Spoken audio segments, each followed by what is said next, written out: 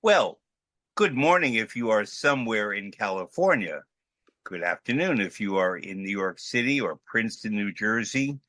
Good evening if you are in Frankfurt, Germany, in Tel Aviv, in Cape Town, South Africa. Greetings to people all around the world who watch Fred Plotkin on Fridays on Adagio, the place where classical music happens. As you know, Adagio is a video and audio streaming platform dedicated to supporting artists and to making classical music and opera available to music lovers all over the world. My guest today is a wonderful singer whom I've heard, in fact, back in February in an important recital debut at Carnegie Hall. I heard him first when he won the Met competition in 2017. Aryeh Nussbaum, I'm going to use the German pronunciation, Cohen, originally from Brooklyn, now a resident of California, a countertenor, and a shooting star. Welcome, Aryeh. Thank you, Fred. Thanks for having me. Lovely to be with you. So it's my custom when I ask my guests to join me to only write one question because it's not an interview, but I want that the question be good. And I've never said this to anyone that I only write one question, but here you go. In thinking about our conversation with you and having heard you at Carnegie Hall, it occurred to me that I think that when people know the countertenor voice, that they just think there's just one kind of countertenor voice. Mm-hmm. And in listening to you and hearing other countertenors and knowing and working with a few, going back to David Daniels, but hearing people before, but knowing David pretty well, and Anthony Roth Costanzo and others, that there's not just one kind of countertenor voice. Could you, number one, explain for the few people out there who don't know what a countertenor voice is, what it is? And then, if you agree with me, tell me what kind of countertenor voices there are. Yeah, absolutely. So, for those who don't know, a countertenor is a man who sings in the vocal range traditionally associated with a woman, using falsetto. Obviously, it's not such a false little voice the way that we have trained and created our countertenor voices. And it's something that in classical music is still sort of a rarity, right? In a way that in pop music and whatnot, it's not. It's very, very common. Men singing in falsetto is sort of the bread and butter in pop music and has been for many decades. But yeah, it's something that I really appreciate about being a countertenor of my generation. And you mentioned the two of the great American countertenors who preceded me, David Daniels and Anthony Roth Costanzo. But David's generation, David who came to his sort of peak of fame in the 90s, and the countertenor voice had only really been revived a few decades before that, starting with Alfred Deller, this British choral singer who came out and said, no, look, I'm going to bring back some of this music. I can sing solo. I have a bigger sound. And Deller began the tradition of new opera roles being created for the countertenor with Midsummer Night's Dream by Britten, which was written for him, which was the first role for a countertenor since the Baroque era, and so on and so forth. But so when Deller came out, that was the countertenor voice, right? And then what we've had happen is slowly over the last 60, 70 years, the voice type has sort of broadened. And David's generation, he and Andreas Scholl, who are two extraordinary singers, extraordinary artists, they came to their peak of fame at exactly the same moment. And they were two very different voices. David was a much more mezzo style, more dramatic, operatic sound, and Andreas was more of like a sacred sound in a way, more pure, more pure and more, and I mean this as a compliment, but sort of like simple in its beauty in a way that David's voice was different. They just had different strengths, and that was to me the first time that the industry and the world started to recognize, oh wow, there are really different types of countertenors. And now we're in a moment today where it has exploded over the last, I would say, 10, 15 years, to the point where you have lots of countertenors who now identify as sopranists or sopranistas or male sopranos, people whose voices just sit higher, who really are sopranos, and have started singing soprano roles, written for women. I've now been asked, I've been offered roles like Donna Anna and things that are not in my wheelhouse, not something I have any interest in singing. But there are countertenors who will take that and dig into it, and mazel tov, good for them. So there's that type of voice, and then I'm, a more sort of traditional range countertenor in sort of a mezzo-soprano's range. But I would say, even within what I do, there's still, in a way, that lineage of the David Daniels type sound and the Andreas Scholl type sound. Those are the two big buckets, I would say. And I'm more in the David Daniels type sound, more of an operatic sound. And that's allowed certain doors to open for me, which has been wonderful. And I'm also just a big guy. I'm 6'2" and broad shouldered, which not many countertenors are. Most countertenors, the smaller the body, the higher the voice, right? It tends to be tenors are smaller people than basses, which makes sense logically. So, but I have more of a baritone or basses body, but I'm a countertenor. So that has, again, it's sort of given my voice a little bit more, I would say, size and breath kind of to it. There's another one, Randall Scotting. Randall Scotting is sort of in your dimension physically. Yes, I mean, exactly. Yeah. He's also 6'2", broad-shouldered guy. Yeah. Not your sort of not what you expect from a countertenor, but really an asset, because the roles, most of the great castrato roles are these huge heroes, are these victorious heroes like Julius Caesar and I don't know, Ruggiero and Alcina or Bertolino Rodolino, Orfeo. Exactly. They're really they're people for whom having that physical stature is a real asset. So, but yeah, so I would say we're in this moment of real expansion in terms of what's possible for countertenors, which has been a great joy for me to not be pigeonholed as much as I think singers were 20, 30 years ago, when it was just a student. You're a countertenor, you must all sing exactly the same thing. Whereas even within the castrati, whose roles we have sort of rebirthed, there was a vast range. I mean, you had real soprano castrati, you had real mezzo and contralto-y castrati, and their voices changed over their careers. And so that's being recognized more and more for countertenors as well. So I'm going to, for our audience, and you can please join in, describe a bit the story of the castrati.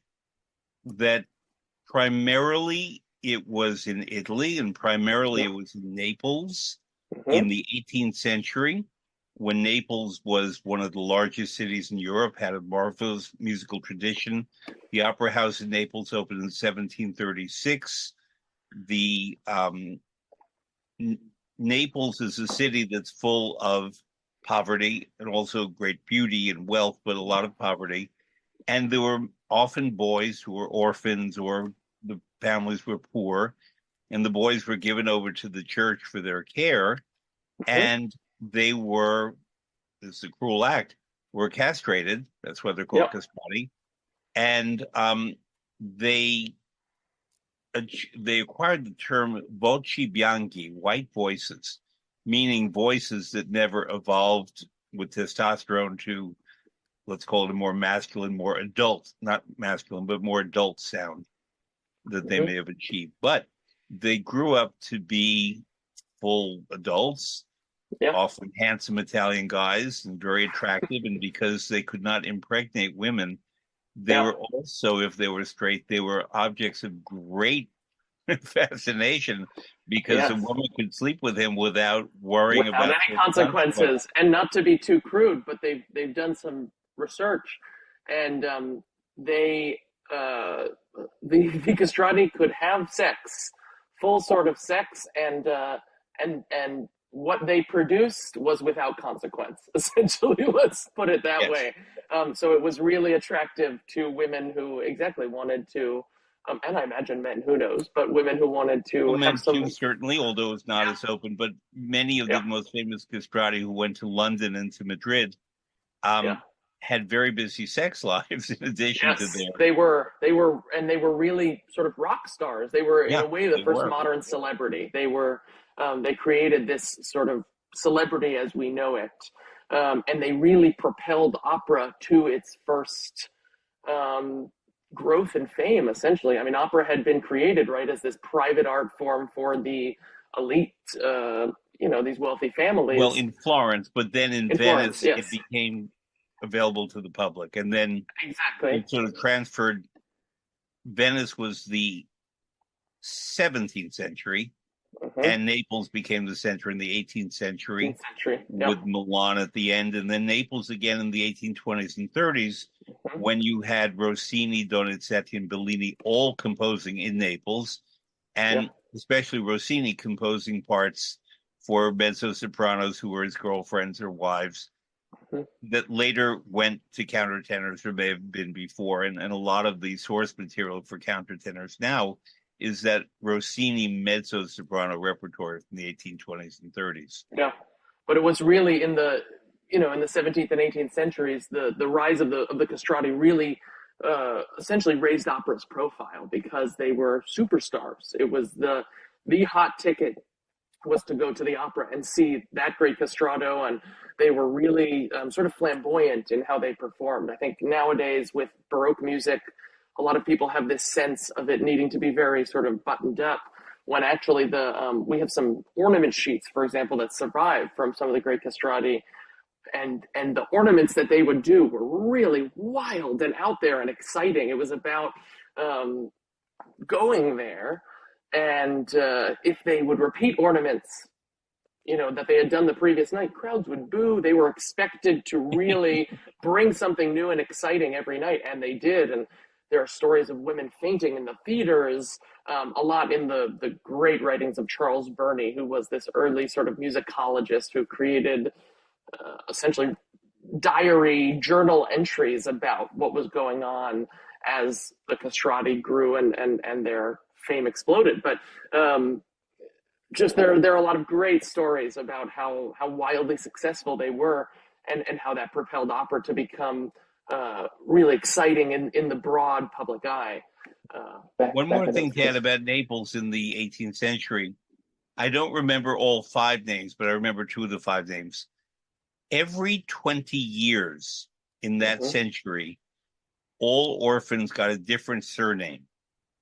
Oh, I didn't know So that. Well, one of them was De Angelis, and I know a woman who now lives in Florence, but her descendants are from Naples, mm, and her last name is De Angelis, of the angels, because if you are not oh, of a family, you are of the yeah. angels, and you are Well, taken to the church. Another one that is very common in America, we say Esposito, is actually wrong. It's Esposito in mm, Italian. What that means is exposed. So exposed. a child who has been orphaned, has been exposed, is Esposito. Yeah. So that's why if you still have a phone book in Naples and you look and you find a lot of De Mm-hmm. Angelis, I think another one is De Santis, of the saints, Mm-hmm. that kind of name. It's tied to Yeah. the Catholic Church. Yeah. I'll say too, just another thing about castrati Yes. and the church, because I don't have the traditional musical training, as it were. I didn't go to conservatory. My only degree is actually a history degree from Princeton. And I originally was a public policy major, and then I saw my first opera while I was there, fell in love with it. Sort of the rest is history. But I switched to history, and I did essentially musical history. I studied at Princeton. Every student has to do a lot of independent research, so I had to write these junior papers and then eventually a multi-hundred-page senior thesis. And I researched the castrati and the sort of the Catholic Church's relationship with the castrati, and it evolved into a broader study of the Catholic Church's relationship with musical tradition. Because I was just, the jumping off point was the last castrato died way later than many people would expect. I think Early 20th century. 1924, I think Yeah. 1922. Um, really wild. And so we actually have a surviving sort of gramophone recording of him, of Alessandro Moreschi. It's hard to tell, recording technology was just in its advent. It's hard to tell exactly what he really sounded like compared to a modern recording of a countertenor or something like that.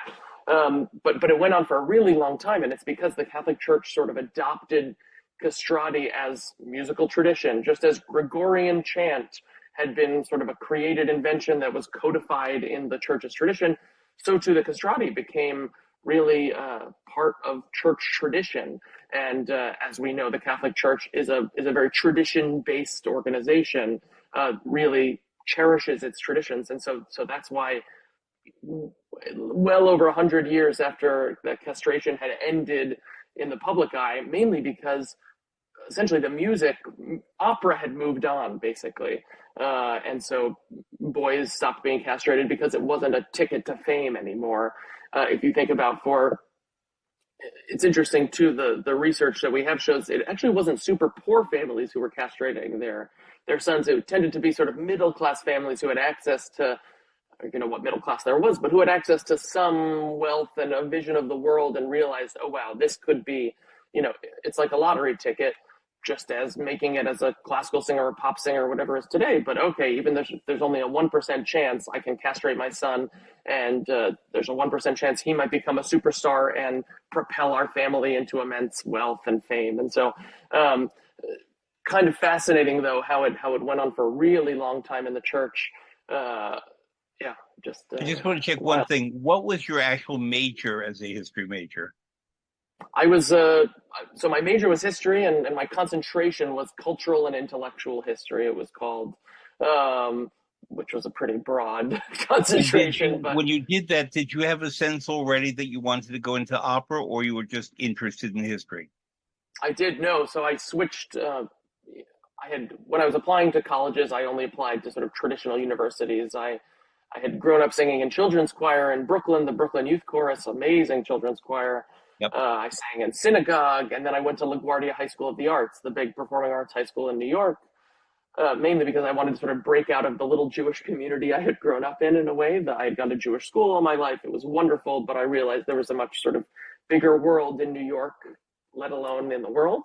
So I had no intentions of a career, applied to major universities, ended up at Princeton, studying public policy, and then it was the end of my freshman year. Someone donated to the Princeton Music Department a lottery, a subscription to the Met. So it's 12 performances a year, 4 beautiful seats on the grand tier, great spot, and they had a lottery for those tickets. And I was in the choir. I'd always sung in choirs, and so I was in the Glee Club, the choir at Princeton, and we had rehearsed on whatever it was, Monday, Wednesday, Friday, let's say, and on Mondays was when they did the lotteries. And so, I'd walk in, I saw in the lobby, there was a sign, free Met Opera tickets, enter put your name on this piece of paper here. And I said, okay, sure. I've never been to an opera, but that would be interesting. That'd be a nice way to spend a Saturday, and I'll visit my family in New York. So I started entering, and I finally won at the very end of my freshman year, so it was probably the 10th try. And I won for this opera called La Bohème, which it was all Greek to me. I had been entering for Arabella and I don't know, all sorts of other pieces that are great, but not necessarily the perfect first opera.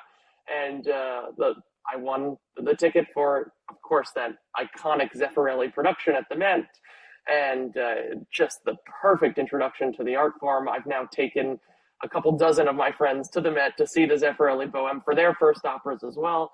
And I just fell in love. I mean, I say now, I was a performer in search of his audience. I had always been a performing kid. We were putting on shows at home all the time. My very lovely, patient parents who watched many performances in our living room. And, but I didn't know how to channel that. And I had other interests. So I went back to Princeton. And eventually I changed my major. It took me till sort of another year to decide, okay, I want to pursue opera. I did this program. They have this thing called the Dale Sophomore Award that the family of Martin Dale donated that allows 10 sophomores to create an explicitly non-academic project. And the idea is to pursue a passion, a dream deferred. And it's really a wonderful idea because if you're a kind of kid who ends up in a place like Princeton, you're very driven, you're certainly sort of on a path, but the Dale family realized it's this pivot point halfway through Princeton where you can still sort of try out something new and change your path, and it's still early enough you can do that. And I won the award for a project that was called A Summer of Operatic Growth or something like that. And the idea was to sort of explore opera. I went to a few, sort of young artist program training, pay to sing programs over the summer. And there was this famous countertenor who had gone to Princeton, Anthony Roth Costanzo. Yes. And I had met him and I wrote to him and he said, oh, sure, I'll sort of help, you can sort of apprentice with me for the summer. And he was singing a show at Glimmerglass that summer that I went to see, and he connected me to his coaches in New York. And he gave me some coachings, and I really just sort of explored being a singer for the summer, and I just loved it. I knew if there was a way I could make this work, I had to at least give it a shot. And so I went back to Princeton, and at the start of my junior year, I changed my major to history, thinking, okay, Princeton has a wonderful music department, but it's not a voice department. You can't study a voice. And I figured that for my ambitions, studying the history behind this music that I was going to sing would be actually the best way to sort of utilize the resources of Princeton.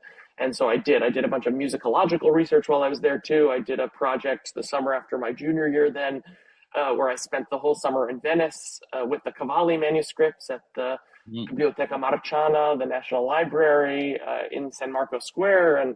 And during that summer, I really just, it was sort of an excuse to get to Italy and have Princeton pay for me to be there for 10 weeks. And I quickly learned, I crafted my research projects around where I wanted to be. And so during that time, of course, I did my research project, but I also had some spare time. Oh, okay, I'm a little ahead of schedule. Okay, I'm going to book a train down south and I'll spend a week down bopping between Rome and Naples. And just amazing experiences going to the opera in these different cities, seeing incredible art in the museums and the churches, and just it really instilled in me that love for travel too, that love of seeing the world, exploring a new city, which is a huge driver of being in this career as well. Because as much as you have to love being on stage and doing what we do, you also have to find a way to love the lifestyle. That can be really tricky because you're away from home I'm away from home about 9 months out of the year. I love coming home to this beautiful place and the sunshine here in Northern California, but I'm not here that often. And so you have to find a way to love being away and exploring new things. And that was really born for me on those projects as well. I ended up doing that thesis research project about the castrati. I was debating between a few ideas. I don't remember what the others were, but I remember they were based around the cities they were in, and that one was going to let me get 3 weeks paid in Rome. And I was like, ooh, I really, I loved Rome when I went there on my summer or in Venice, traveling around Italy. And I then spent 3 weeks in the private Vatican archives. It was really an amazing experience. I got there. Here I was, this, 20-year-old American kid, Jewish boy from Brooklyn. And I rented my Vespa for the 3 weeks. And Princeton, of course, sort of accorded a certain respect. And so I was able to get, sort of official access to the Vatican archives, to the Vatican private library. And I would flash my Vatican ID every morning as I drove it on my Vespa and park in the private parking lot just under the Sistine Chapel.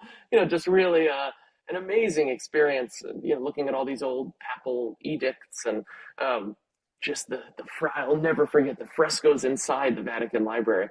So beautiful. And I was sitting there amongst, 5 or 6 other scholars each day, sitting there in this magical space, transcribing private, papal documents and things, and doing some translating of Latin, and just getting getting what I could out of being there. But for me, it was really the experience of being in Rome for 3 weeks, and again, just getting to experience the art and the music. And now I've gotten to go back. And where in Rome did you live?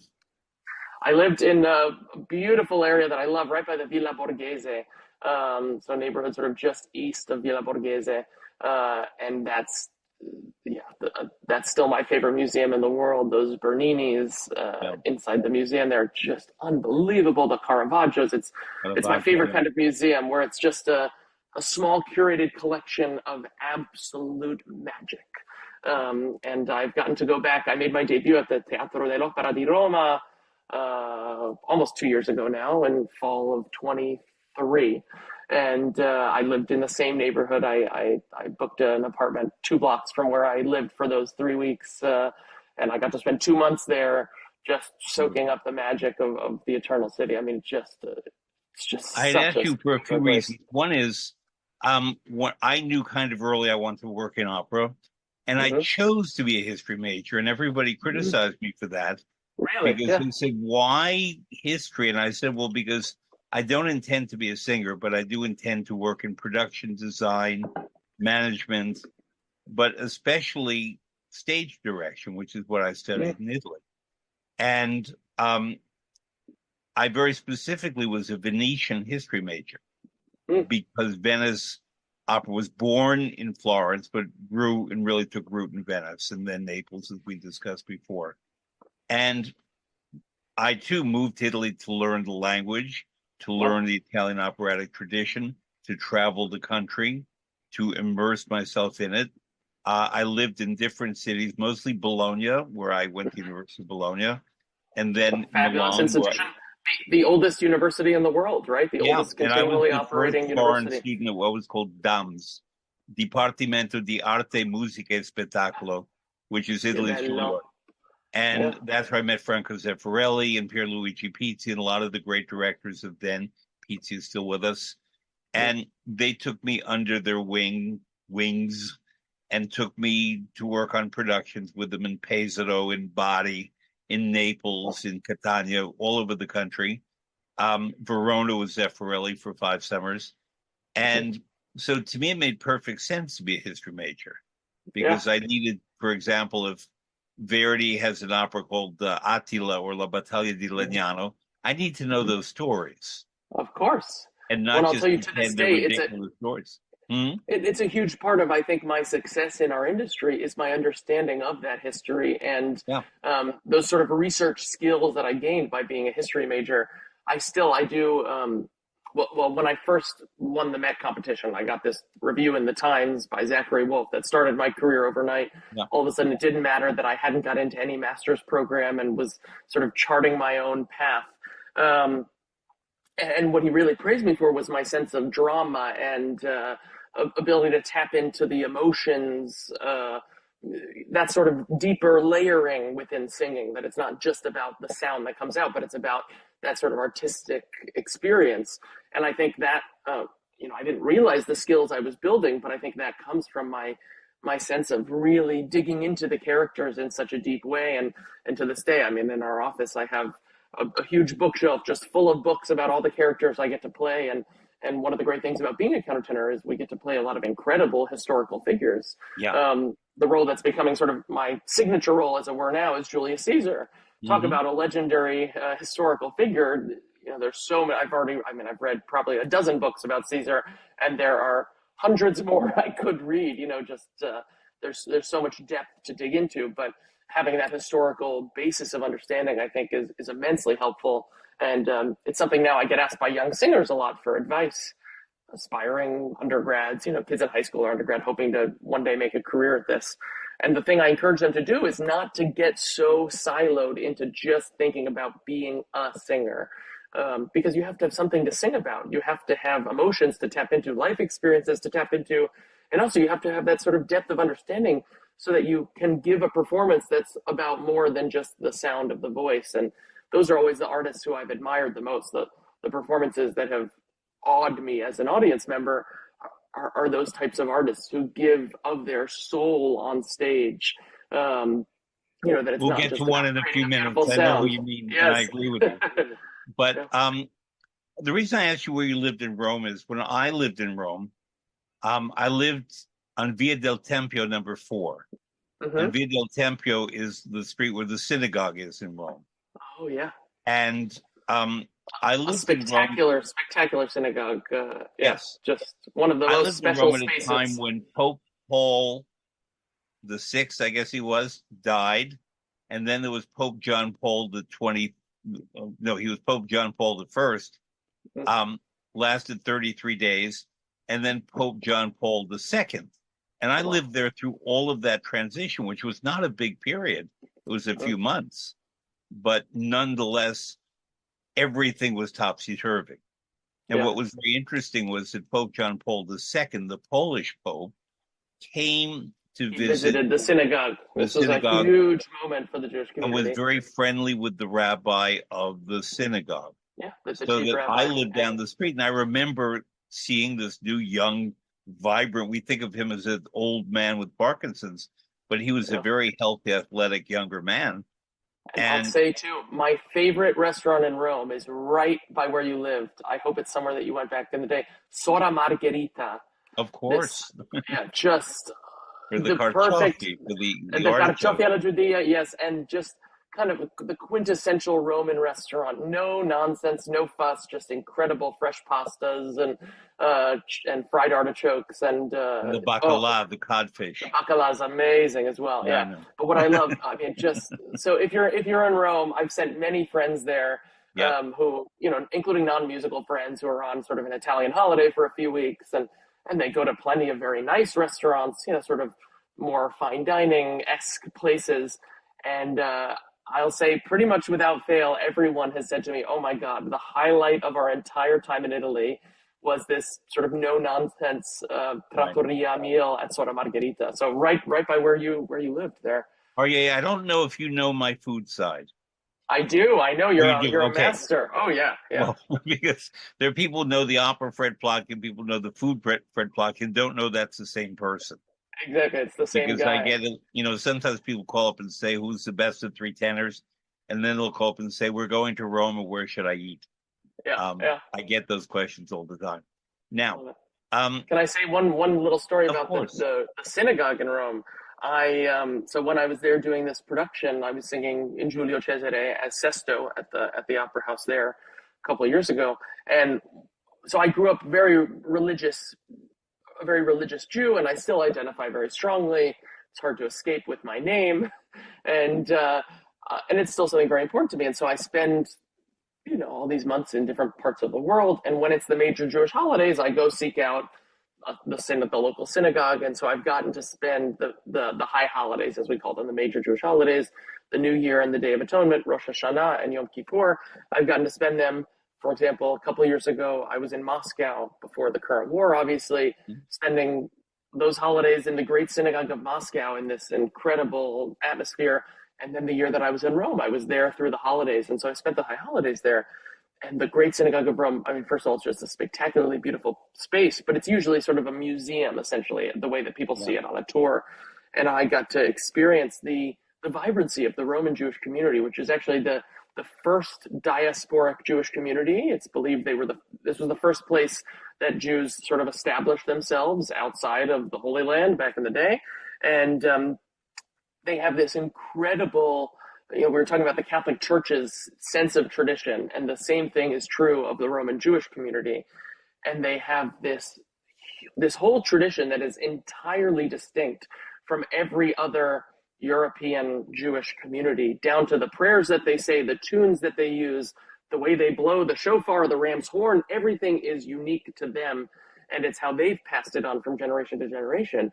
And it's also really clearly influenced by the church. And so it is the most sort of high church, grand Jewish experience I've ever had.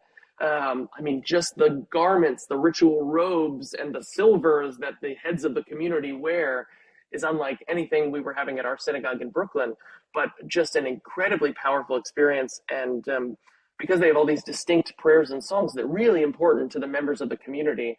And I'll never forget, at the end of Yom Kippur, as you're finishing your 25-hour fast and you're in this really sort of intense atmosphere personally, and here I was in this huge space, crowds packed out into the whole plaza where you sort of enter the synagogue, just packed with people all the way down, and they were all singing this traditional Roman Jewish prayer that they sing at this moment to finish the Day of Atonement, something I'd never heard before, but thousands of them, singing at the top of their voices as they paraded the Torah scrolls around, and just made me so grateful that this tradition survived, because I'm the grandson of Holocaust survivors, and so many Jewish traditions were entirely wiped out.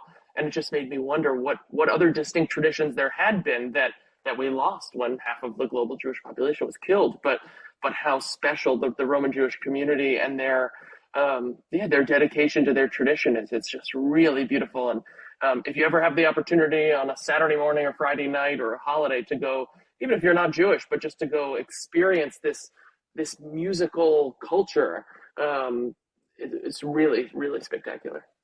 If I may, I didn't plan on this, but I only wrote one question.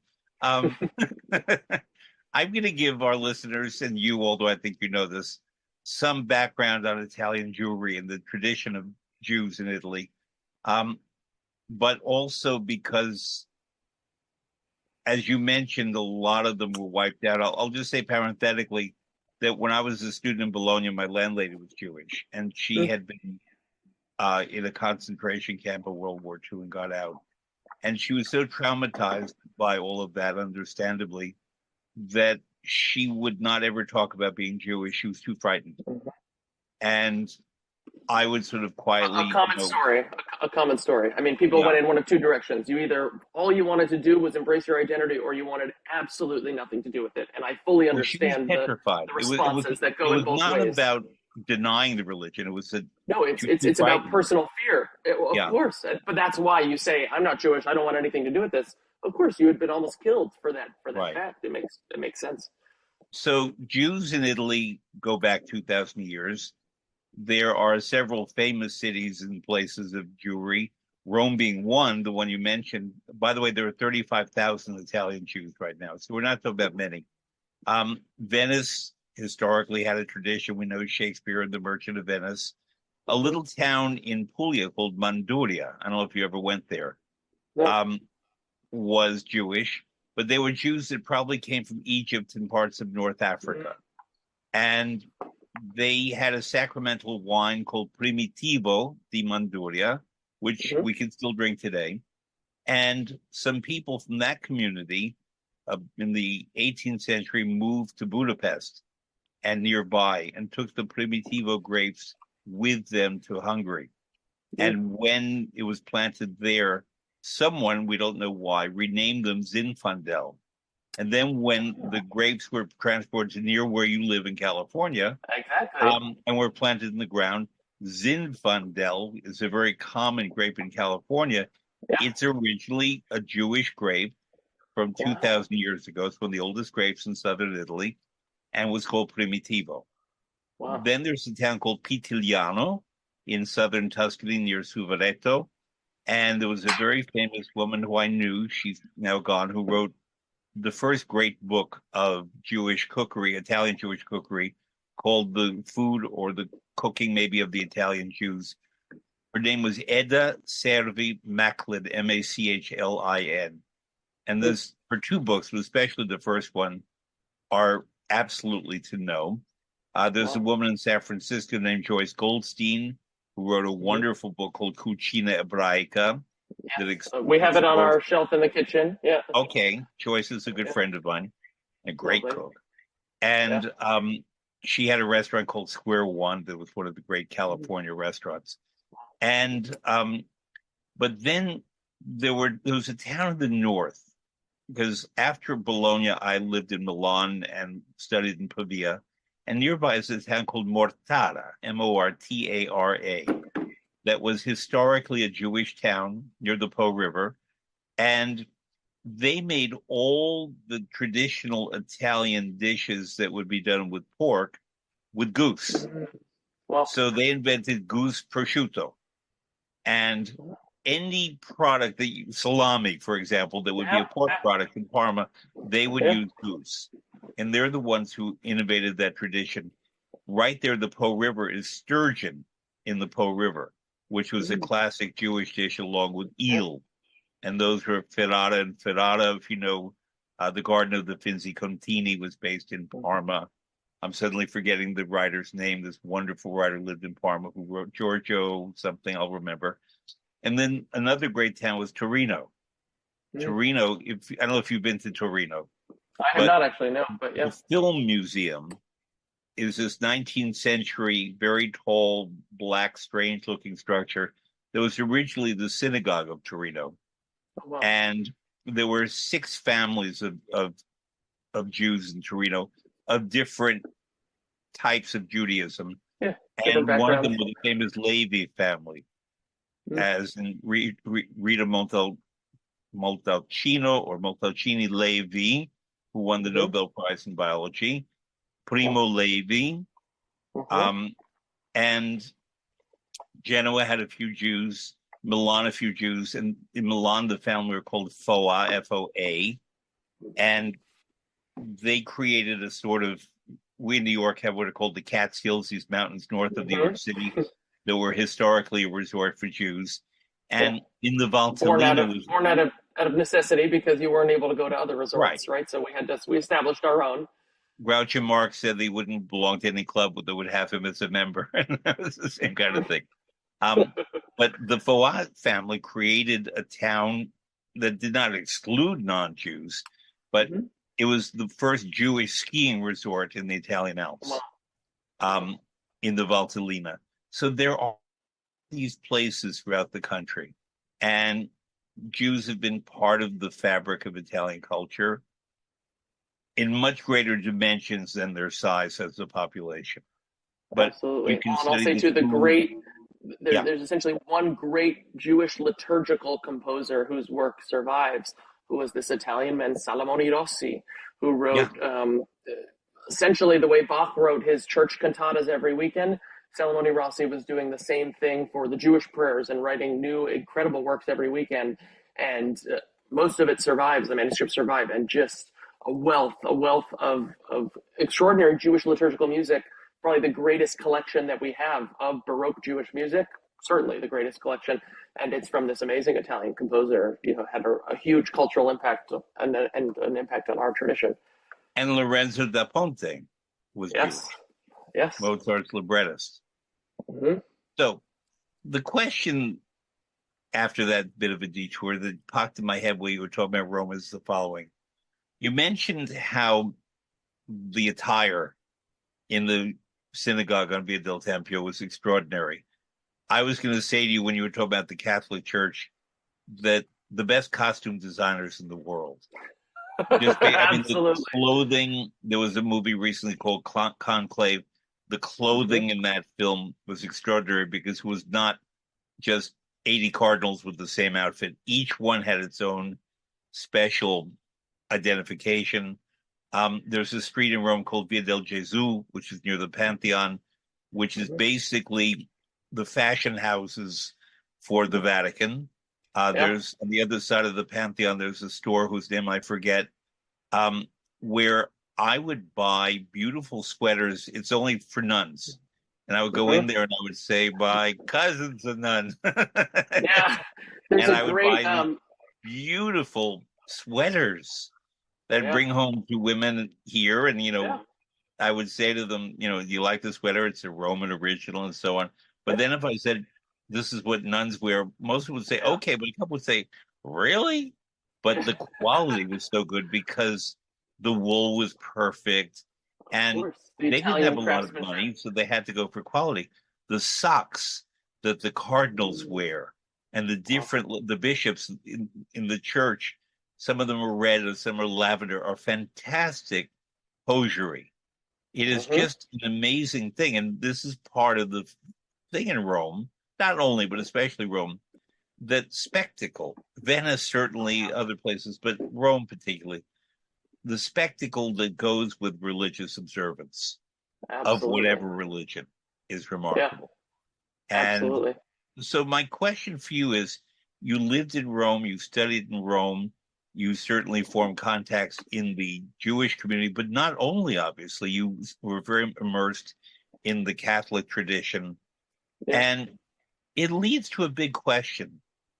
Um, there's a very famous singer, I'm not going to mention him, I can tell you after, who he's not Jewish, he's not anything. He's frankly Hmm. very anti-religion. He's Hmm. profoundly, vociferously anti-religion. And I once asked him what it's like for him to sing a lot of the big Bach oratorios that he's really very good at. Hmm. And he said, well, to me, it's the music, it's the words, it's the role that I'm playing. If I'm playing Absolutely. John or Jesus or whomever he's playing, um, he said, I don't think of it as a religious story. Yes. And I'm sure that a lot of the music that you as a countertenor asked to sing Hmm. would come from that religious repertory. Yeah. And I would say And exactly what he said. I mean, and it's a relationship I first developed when I was a kid in the Brooklyn Youth Chorus, and we would do these Christmas concerts every year. This was starting when I was 10 years old or something. And I remember going to my parents and asking, is this okay? And they said, yeah, of course, you're just performing. You're not celebrating Christmas. You're performing beautiful music. And we would do one token Hanukkah song every year, of course, but it was mostly Christmas. It was called the holiday concert. It was a Christmas concert. And yeah, we would perform at a lot of Christmas parties, corporate Christmas parties. We would do a lot of, and, it's just sort of the same thing.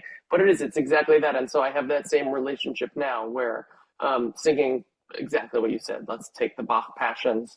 Um, it's a character that I'm playing, and it's spectacular music, and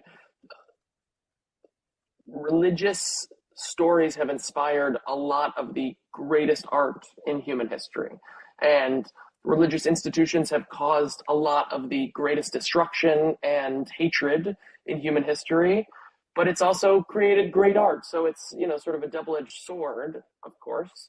Um, I mean, for my money, the Sistine Chapel is truly the greatest piece of physical art humanity's ever created, right? And of course, it's religious stories on that ceiling and around the room.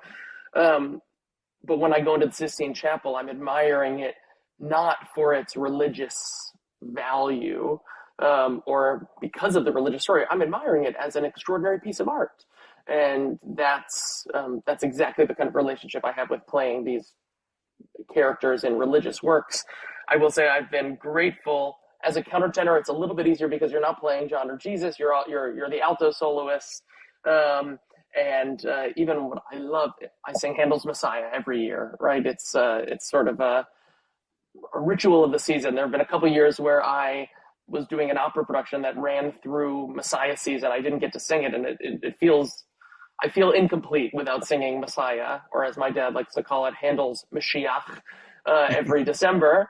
But I'm lucky that as the alto soloist, the text that the alto soloist sings in Messiah, with one small exception, the alto tenor duet in, I believe, the third part that's often cut, the rest of it is all actually Old Testament text that is from the Jewish tradition. So in a way, it's like, okay, I'm part of Messiah, but I'm not actually singing about Jesus. I'm singing the texts of my people. And so, of course, I spin it in my head in certain ways to make it even more meaningful for me character-wise.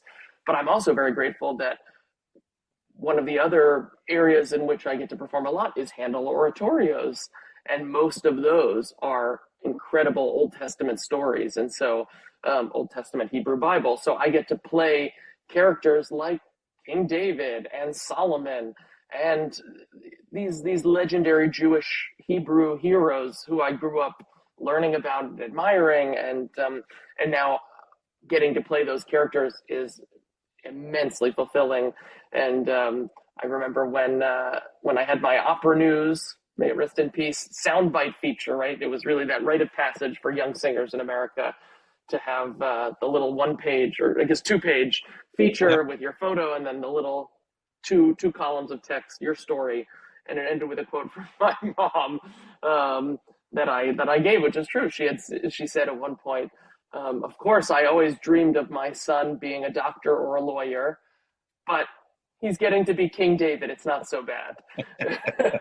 And it's really true. It's sort of, it's lucky that as a countertenor, that's a character I have two sort of signature roles, let's say, roles that I've got to do 3 or 4 times already. I'm 31. I'm still sort of early-ish stages of my career, but it's Julius Caesar and it's David in Handel's Saul. So those are 2 roles that I've gotten to really dig into and explore more and more. And that one of them is one of those great Jewish heroes. It's great fun. So it reminds me, Jews have 1,000 jokes. I think it's 1,001, but okay. Yeah. I'll make this one shorter because it involves Mrs. Cohen, actually. So the first Jewish president is elected to the United States. It's a man. And the media interview Mrs. Cohen when he's sworn in. And so, Mrs. Cohen, what do you think about your son being the first Jewish president? He says, well, very nice, but have you met my son, the doctor? Exactly. And here I was I'm child of a dad who didn't go to college and a mom who went to 3 schools in 4 years and sort of assembled a way to get a degree, but not some big illustrious college family. And here I am, a student at Princeton University, and I'm a public policy major pre-law. My plan was to go to law school and go into policy work. And I go to an opera and I tell my Jewish mother, I think I want to be an opera singer. And she goes, what? It's just the last thing a Jewish mother wants to hear after her child has somehow made it into one of America's great elite universities against the odds. And then as I'm graduating Princeton, I applied to a number of master's programs in voice to sort of follow the conventional path, get my training. And I got into the finals pretty much everywhere I applied, and then I didn't get in anywhere. Wow. And you can imagine the shock and horror of my Jewish parents. I had squandered my pre-law Princeton opportunity. And then the next year, I got into the Merrill Opera program at San Francisco Opera. It's the first place that sort of took a chance on me. And then the year after that, the second year after I graduated, I entered the Met competition on a whim. I said to my teacher, I don't think I'm ready. He said, oh, come on, it's a $20 application fee, whatever it is, apply, you'll get some good feedback. I said, okay.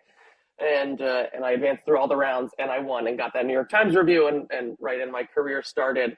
And then it was, oh my gosh, my Aryeh, I always knew, of course. And they're very proud. My family's now very, very proud. Even if I'm not that doctor or lawyer, they're perfectly happy with where I've ended up.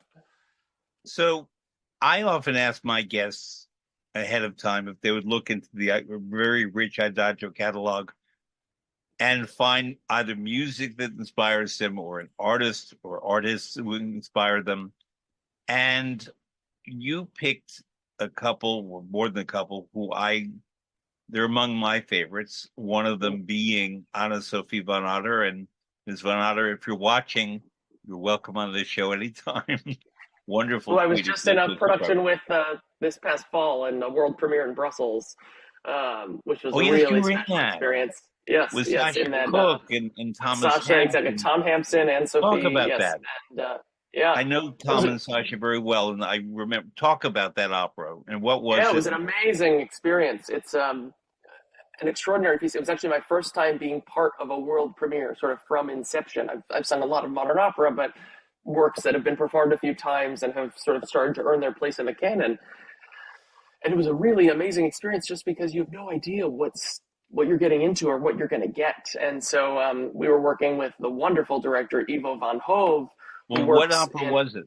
And who wrote it? Fanny. Yes, so it was Fanny and Alexander, an adaptation of the great Ingmar Bergman film. Exactly. The sort of Swedish Christmas classic, adapted by librettist Royce Vavrick and composer Mika Karlsson, wonderful Swedish composer. And so through rehearsals, Ivo works in immense detail. We had never run even a scene of it before, maybe a week before the premiere. It was always in incredible detail, and we're sitting there going, oh my God, is this going to come together? Is this going to crash and burn? What's going to happen? Because, of course, the music's very difficult, too. It's very powerful music, but complex. And then in what language? In English? In English. Okay. And then all of a sudden we started running bits of it, and it took off, and it became a huge hit. Every performance sold out immediately. After just the first invited dress rehearsal, every remaining ticket for all 9 performances was gone because word spread that quickly that it was really something special. And it was just especially to get to be in the room with some heroes of mine like Anne-Sophie von Otter and to get to talk to her about her experiences and her recordings and and Tom Hampson, who's also another, one of those singers who I watched many master classes of and just learned a lot from watching him. Just a really special experience, and the piece ended up being really spectacular and just this really immense drama, opera at its best, right? Where larger than life drama, and I think Mika's score really created that, and Ivo's direction. So it was a huge success. It's a very expensive piece to put on because it has something like 14 principal singers, and this beautiful production is very expensive to do because of the technological capacities that are needed. So we're not sure if it'll have an additional life, but we hope after. And this was at the Monet in Brussels? Exactly, at La Monet in Brussels. Not a big theater. No. Yeah, right. It was really, So what role did you play?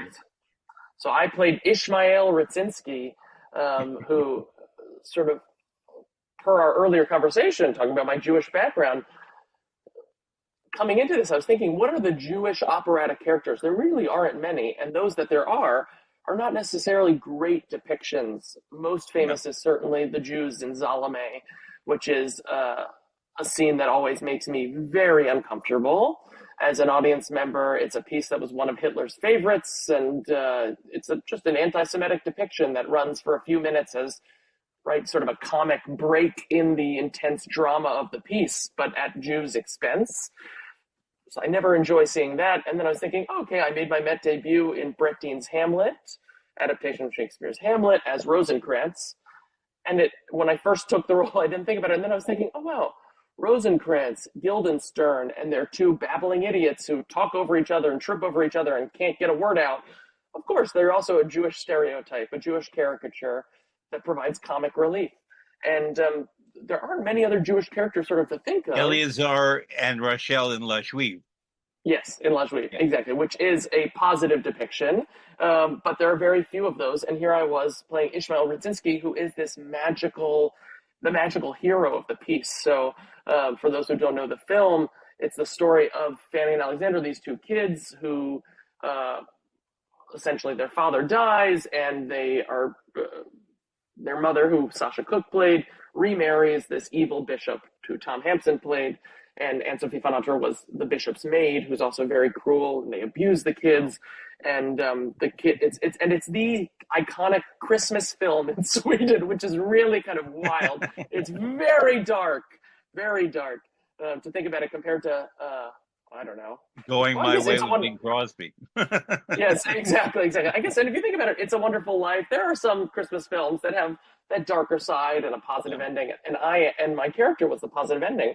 Eventually, this mystical, magical guardian angel who also taps into these evil spirits is able to rescue Alexander from the abuse of his stepfather, and it has a lot of relationship with Kabbalah, Jewish mysticism, in how Bergman wrote it, and it's a very distinctly Jewish character who comes in and rescues him and helps Alexander murder the evil bishop and sort of reclaim his destiny. So that was the character I got to play. It was amazing because the character only appears in the last 25-30 minutes of the opera, but the last 25-30 minutes of the opera are basically all me. And so I got to come to the theater after the show began, and Mika wrote this role beautifully for my voice, and so I got to come in and sing music that just let my voice soar and play this sort of androgynous mystical character, which is not how I present most days, as you can see. And it was a really, really wonderful experience. There's another opera with Jewish characters. You may not know it, but I definitely recommend it. I don't know if you know the contemporary American composer Ben Moore. I don't think I do. Okay, so I'll introduce you to Ben Moore. He was on my show a couple of years ago. He wrote a beautiful opera called Enemies, a Love Story, which had been a film adapted from a short novel or from a short story by Isaac Bashevis Singer, who lived 8 blocks where I'm sitting now. And it's about a man who comes to New York from Europe, and it's after the Second World War, and he's a bit discombobulated by the experience, let's say that. And he has a wife, but he forms 2 other relationships. And he has, I believe the wife lives in the Bronx. The other woman is in Brooklyn, and then there's another woman, either Manhattan or Queens, I forget which one. He spends a lot of the time on the subway. And in the film, which had, I believe, Ron Silver and Angelica Houston, it was a great film. Mm-hmm. You couldn't reproduce the film as an opera, but Ben Moore wrote a really great opera of that. I went to the premieres in Palm Beach Opera 20 plus years ago. And it really deserves a revival, and it's not big in terms of the number of characters. So it is producible in settings where they're challenged financially, which a lot of places are. What I'll say too, we're about to get a great new one. The premiere that's opening the next Met season is Mason Bates' The Adventures of Cavalier and Clay, which is an adaptation of a great Michael Chabon novel of great Jewish characters after the war as well, and that's going to be center stage at the Met, which is also very exciting. So we have more positive depictions of Jews sort of coming onto the operatic stage, for what it's worth. Anyway, you also had Dame Sarah Connolly. You picked a lot of mezzos, understandably, because a lot of the repertoire that you sing comes from them, but very specifically one that was magnificent. I doubt you ever met her, Lorraine Hunt Lieberson. No, No. she died before my time, sadly. She would have been recently in like February, I think, would have been 71. Yeah. And she died at the age of 52. And she was from San Francisco, so Mhm. Northern California. She had a lot of her career in Boston. Um, she dealt with illness early, and she died of cancer at 52. And she was the muse for just about any director, especially Peter Sellers, conductor James Laban, and others. Her husband, Mr. Lieberson, I'm forgetting his first name, the son of Goddard Lieberson, he Peter, I died. believe. Peter, yeah, was the composer, and he wrote music for her. But she would take a Bach cantato and just turn it into a transformational stage work that was cathartic for everyone. Ich hab Mhm. genug. I've had enough. And Mhm. the way she played it, it was about cancer, although Mhm. she didn't say that as much. But it was when she was fighting cancer, and she picked music that she felt was profoundly meaningful. And she was a very brilliant, soulful artist. Anyway, I connected with her because I was asked to participate in a production at the Met of Les Troyens by Berlioz, which is one of my very favorite operas, and And this was was soon before she died. This was yeah, this triumph production. and originally was supposed to be a very famous mezzo who became pregnant and withdrew from the production, and they went to Lorraine Hunt Lieberson and they asked her, and she agreed. And she was, again, I hate to say this, but I think people understand, because the specter of death was hanging above her, Mhm. she pulled out all the stops even more than she would have anyway. And the Met is a big house; it's a generous house to fill, but hers was not the biggest voice.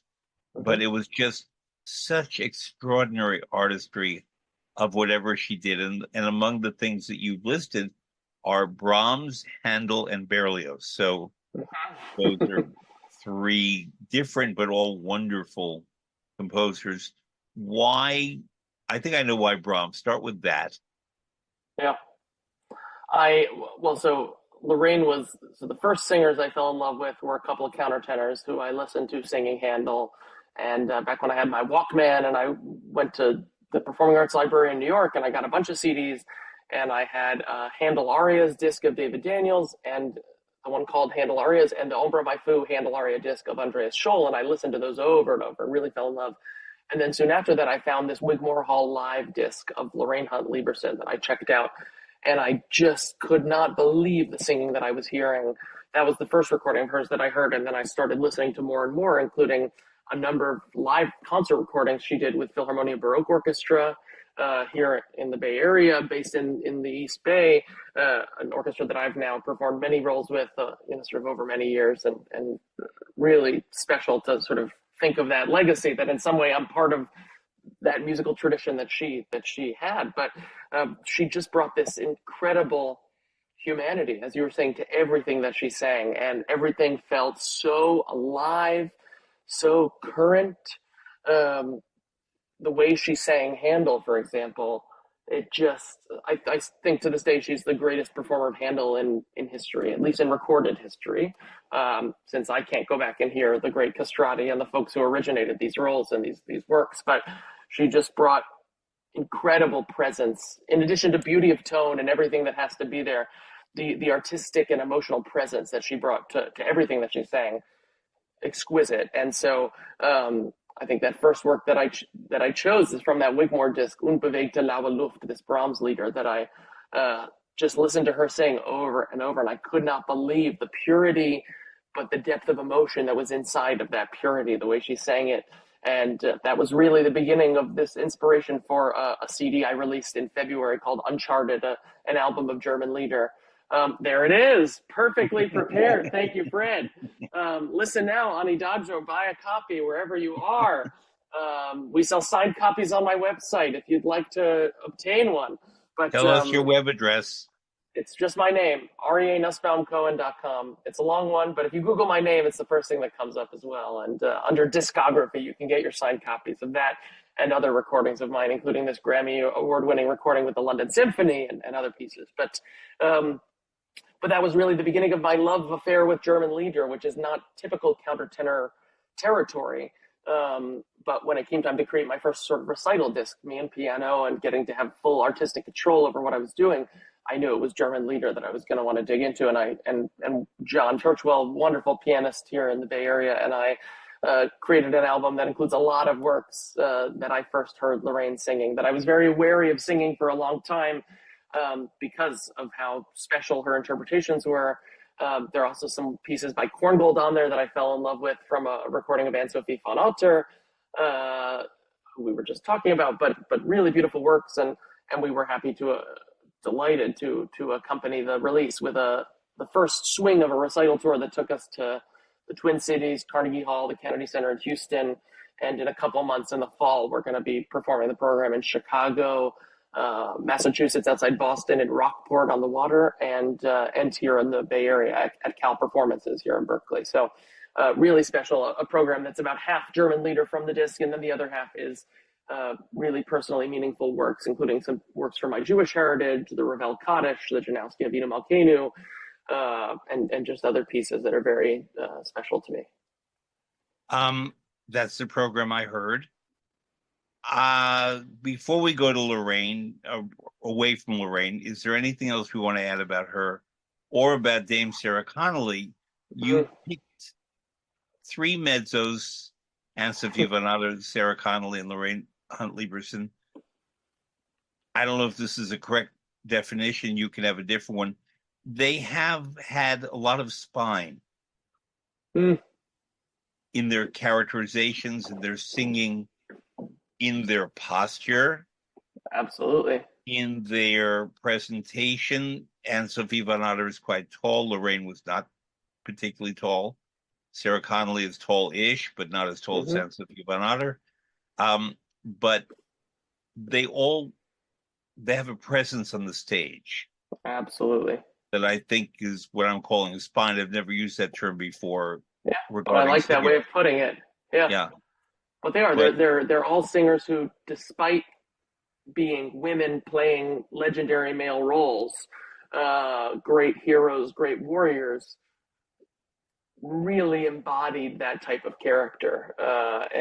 So Dame Sarah, who of course originated the extraordinary McVicker Giulio Cesare production, which was the first Handel opera I ever saw at the Met while I was a student at Princeton, my senior year, I believe it was. I went and saw the revival of it, and that was my first time seeing a Handel opera.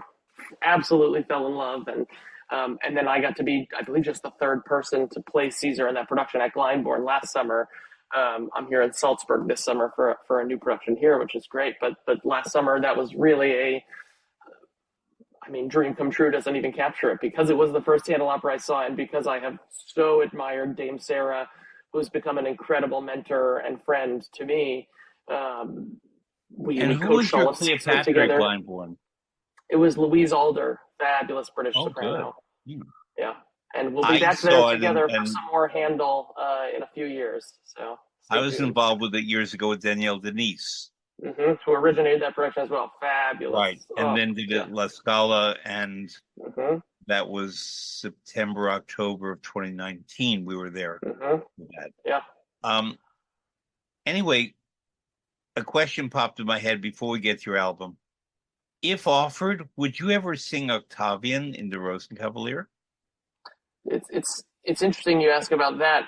Another one is the componist in Ariadne, like roles that I don't know if countertenors have sung, but because my voice previously, they just sit a little bit high for most countertenors like myself.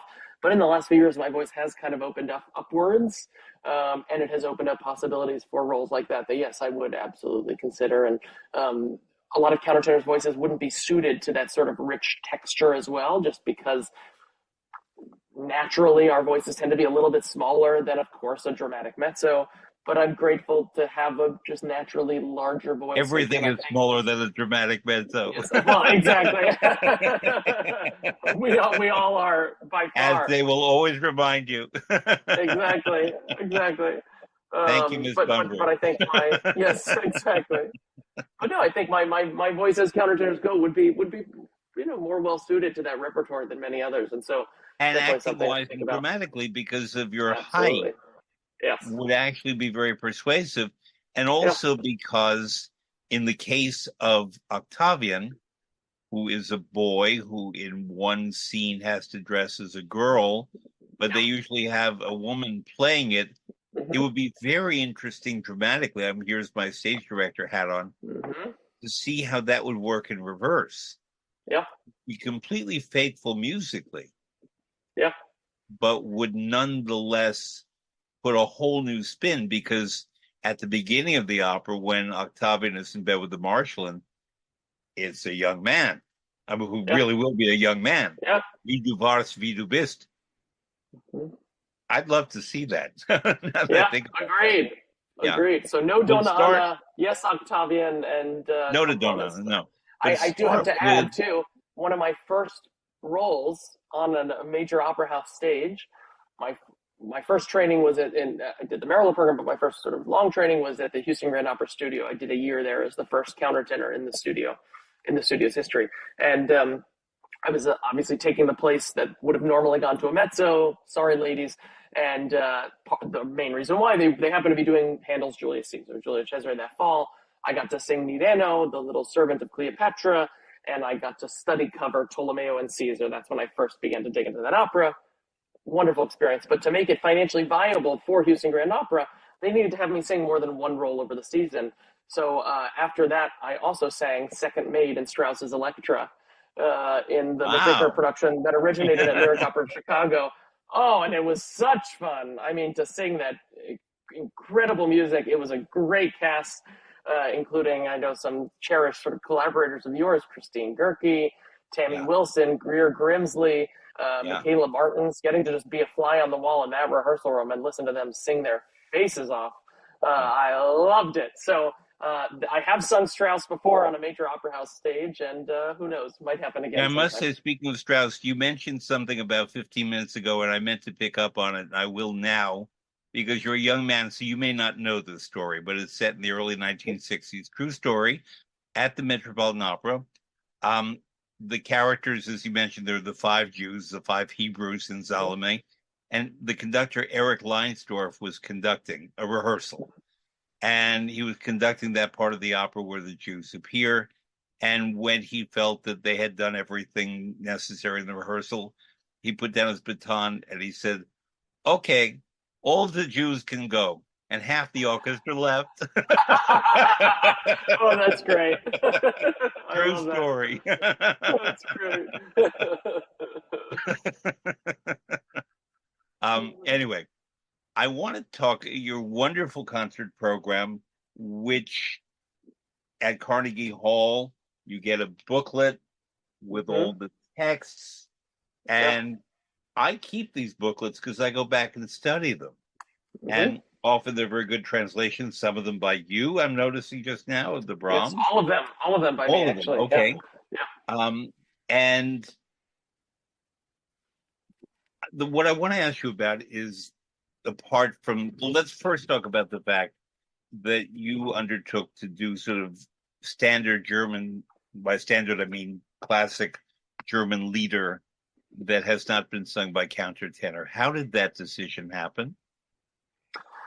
Out of my love for those recordings that we were talking about, really. I mean, I fell in love with countertenor singing Handel, and then I fell in love with mezzos singing German lieder. And so it's music I've admired for a long time.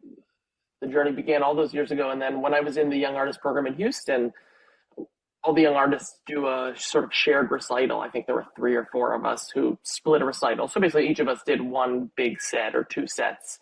And the music director of the studio at the time, who was Brad Moore, lovely pianist and coach based in New Mm-hmm. York now, he said to me, what's the song repertoire you love? And I said, well, I love Brahms, I love Schumann, I love Schubert. He said, okay, well, let's find the right thing for you. And I think Brahms is going to be where we start. And he said, you have to sing these pieces that you love Lorraine singing. Basically, I had shied away from them because I was afraid, because I feel I can't ever compare to her interpretations of those pieces. But he said, you love it so much, you have to do it. And so that's when I first sang the couple of Brahms lieder that are on this program, for example. Example was 8 years ago when I was in the studio there, which time flies. And so that's really when that journey began to sort of put my own spin. And it's always been something to, for whatever reason, I've always wanted to not just do what's expected, and Hmm. as a countertenor recital, the pianist John Churchwell, a friend of his, he was telling about the program at Carnegie, and he said, "Oh, great, a countertenor recital. What is it? Britten and what did he say? Britten and Handel. It must just all be Britten and Handel." And John said, "Actually, to the contrary, there's 2 minutes of Handel, and that's it. The rest of it is all other music you might not expect a countertenor to sing." So that's always something I've enjoyed doing. If it's music that speaks deeply to me, why should I not sing it? If it's music that suits my voice, why should I not sing it? And on the operatic stage, I get to sort of focus on these great Baroque works and great contemporary works. And the one time where I get to focus on this sort of romantic music in the middle that I also love is on the recital stage. So that's where it's my program with my pianist Hmm. collaborator, and we can perform whatever we want. There's no casting director saying, "Hi, will you come sing X for us?" Or "What would you like to do?" "Oh, okay, let's do that." It's really just up to me, up to us. And so it's my chance to sing this music that I love. So that was really the impetus.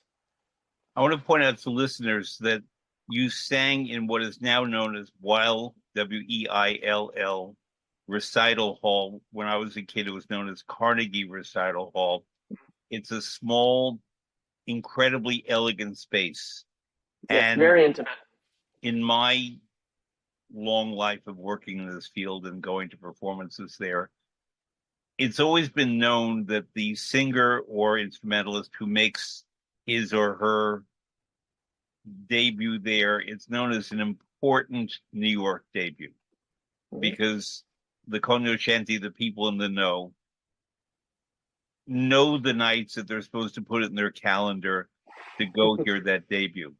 And probably the most famous one I ever went to was a young baritone named Thomas Hampson. Mm, And we're now pals, but I remember very well that everyone said, "You have to go hear this fellow. He's yeah. coming to the Met, but before he comes to the Met, you have to hear him." And he was wonderful, of course, but he was very, very young. And, anyone who has ears and eyes knew that his future was immense and he's fulfilled that. But you have made that important New York debut, so to speak. Yeah. You're a New York boy, Thomas in Washington State. Um, and often when someone does this kind of important New York debut, they bring music that is not only music that's very straightforward and famous, even if not customary for countertenor, but you also premiered music by Jake Hagee, who Hmm. was a friend of mine. And back in March, March 3rd, I think was the date, he had the premiere at the Metropolitan Opera of his fantastic opera, Moby Dick, which I Yeah. went to the world premiere of in Dallas and then saw in San Francisco. And it's amazing. His Dead Man Walking is the most performed opera of the 21st, new opera of the 21st century. Marvelous composer. Yeah. And you sang three songs that were based on text by the wonderful Margaret Atwood, who should already have won the Nobel Prize for Literature. She has not. Amen. She definitely should. And I don't know if they're pronounced cicadas or cicadas. Yeah, The cicadas. Yeah. the noisy you talk about it. Yeah. Yeah. So Jake wrote us this gorgeous set that we commissioned for this recital tour for this program. That now, I'm so grateful we're doing in 7 cities around America, and some future performances in Europe are in the work. So, um, yeah, we talked about what was meaningful to me, and I love being out in nature, and I'm concerned about what's happening to our planet, and Jake is as well.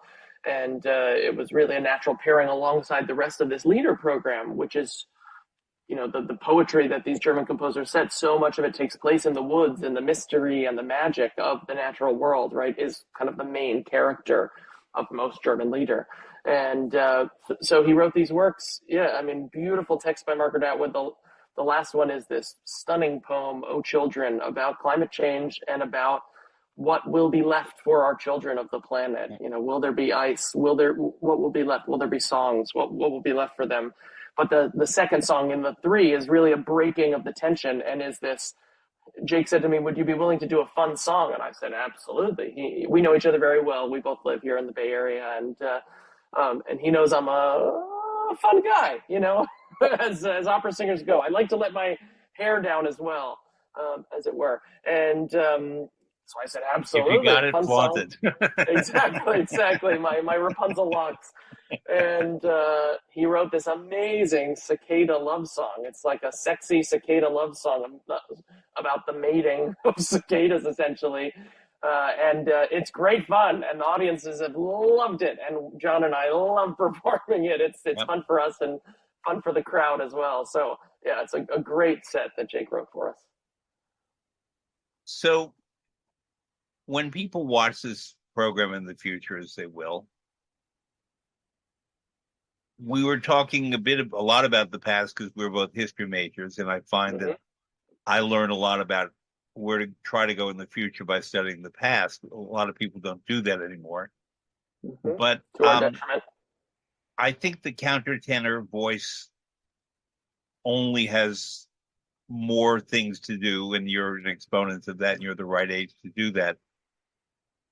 What, how can we get opera to people who are resistant? I mean, I spent my whole life doing this. I've written books, I teach opera and Mm-hmm. so on, but um, I sort of feel that we're at a place now that we were not 10 or 15 years ago, that people were more open to opera then. And I'm not sure Mm-hmm. what's happening in the younger generation. When people were 24, 15 years ago, it was easy to get them to go to the opera. And I'm not sure Yeah. what's happening now.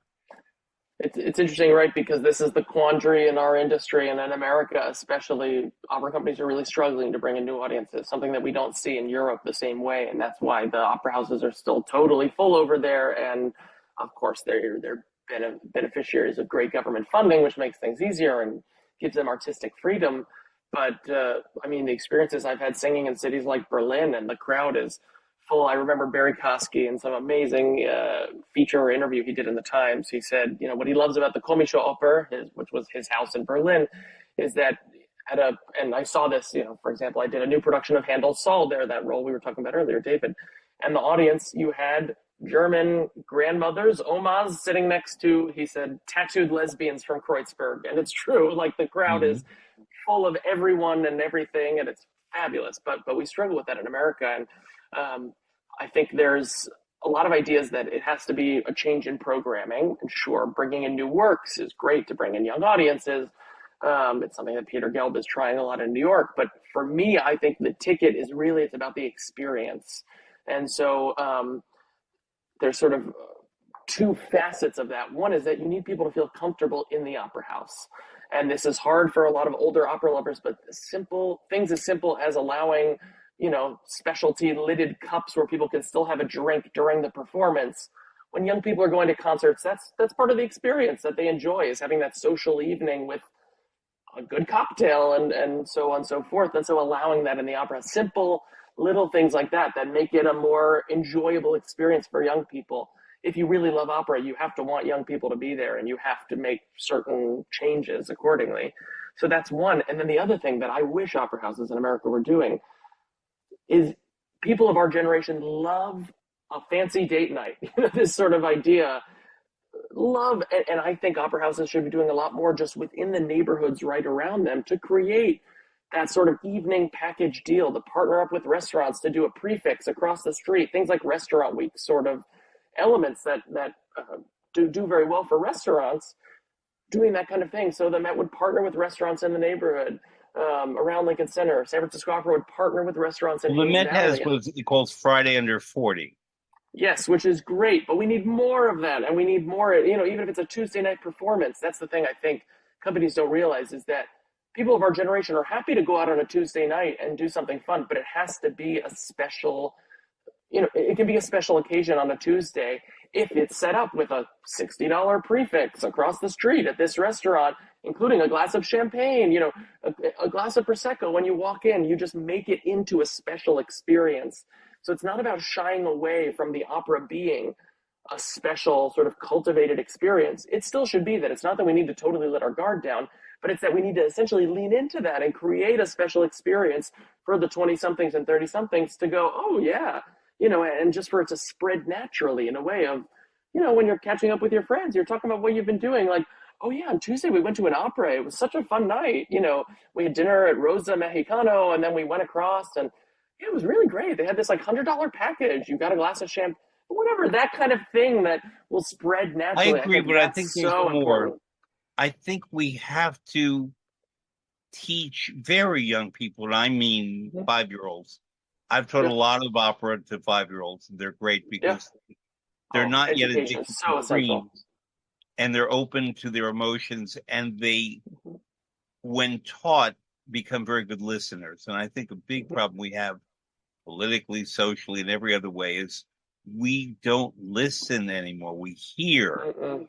but Mhm. listening is an art, and listening is what I've been invited as someone who works in the arts to speak in law firms, in Mhm. businesses, and so on about the art of listening, because younger people, especially, are book smart.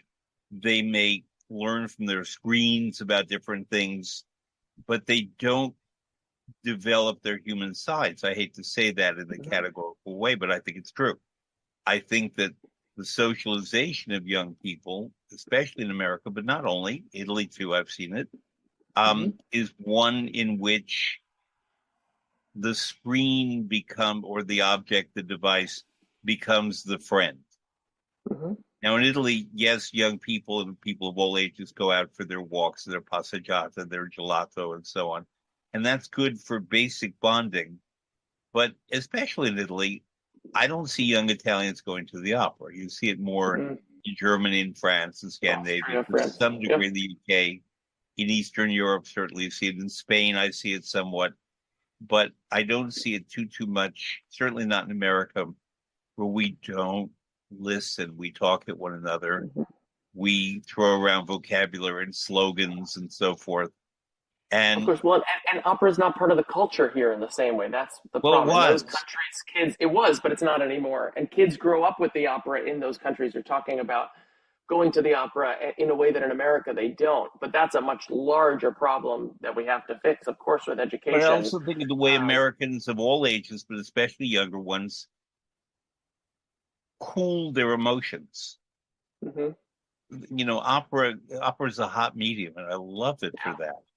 Yeah. That whether it's you guys on the stage singing incredibly hard music incredibly well and Mhm. enacting all kinds of stories that may seem preposterous, but I always say, no, that's the human condition Mhm. that we're seeing enacted. Well, it is, and it's Well, so different from sitting watching TikToks on your phone. yeah, But that's why, too, I talk about I think we're never going to overtake watching Netflix or watching, Instagram Reels and TikToks. But if we create a special experience that is an elevated experience that goes alongside that, that it has to feel like something special to get you off your couch watching Netflix.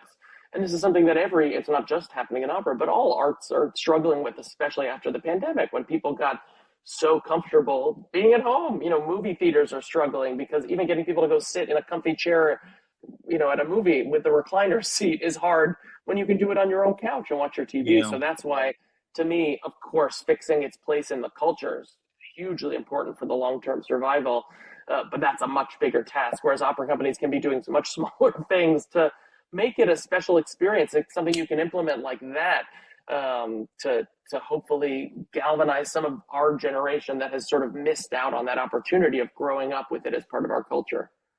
When I bring young people to the opera, I always, just before the curtain comes up, will lean over and say, by the way, they're not using microphones here. No This is microphones. just sound. And then they listen.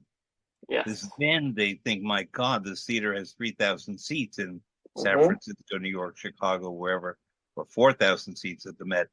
Um, and they're not using mics, and they're Hmm. singing for 3 hours beautifully with heavy costumes and a lot of makeup under hot lights and so on. Hot lights, Look at exactly. that. And then Yes. compare that to pick your pop singer using a microphone and standing there for 20 minutes in Yeah. not much clothing, Yeah. which is okay, in its circumstance, but Exactly. Very different. it's completely different. So I'm very glad that we have people like you in this world because And you, likewise. thank you. You're our future for opera, and not only. and you spread a lot of joy and a lot of understanding of the human condition. I know that from your performances already. And that is the essential thing for opera. It's not just having a great voice and technique and charisma and whatever. It's connecting to the human condition. And so I want people to hear your recital tour, Uncharted, look for you in operas, and see you in New York or Rome. Let's go for some Absolutely. I bacala. know I'm in Europe a lot, but you and I, yes, we need to have a big bowl of pasta and some bacala and carciofi, etzora margaritas, certainly. Very You name good. the time, I'll be there. Okay. Aryeh Nussbaum, I say Nussbaum Cohen. Thank you very much. Thank you, Fred.